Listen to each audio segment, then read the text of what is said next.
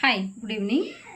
నేను ప్రతిరోజు కాలేజ్కి నడుచుకుంటూ వెళ్తాను, నేను ప్రతిరోజు స్కూల్కి నడుస్తూ వెళ్తాను అని చెప్పాలి అంటే కనుక ఇంగ్లీష్లో ఏమంటామండి? జనరల్గా కామన్గా ఏమనేస్తారు అంటే I go to college by walk అంటారు, I go to school by walk అంటారు. బట్ బై వాక్ అనేది అస్సలు అనకూడదు అనమాట. మరి ఏమనాలి అంటే I go to college on foot అని చెప్పాలి, లేదు అంటే I go to school on foot అని చెప్పాలి.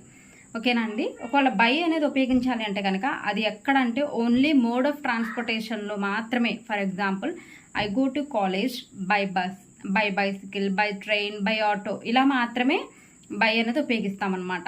సో ఎప్పుడైనా సరే మన కాళ్ళ మీద నడుచుకుంటూ వెళ్తున్నాము అని చెప్పాలి అన్నప్పుడు ఆన్ ఫుట్ అనేది ఉపయోగించండి. ఓకేనా అండి? I go to college on foot, I go to school on foot, I went to theatre on foot, I went to hospital on foot అని చెప్పండి తప్ప బై వాక్ అనేది మాత్రం అసలు యూజ్ చేయొద్దు. సో ఈ వీడియో కనుక నచ్చినట్లయితే తప్పకుండా లైక్ చేయండి, షేర్ చేయండి, సబ్స్క్రైబ్ చేయండి.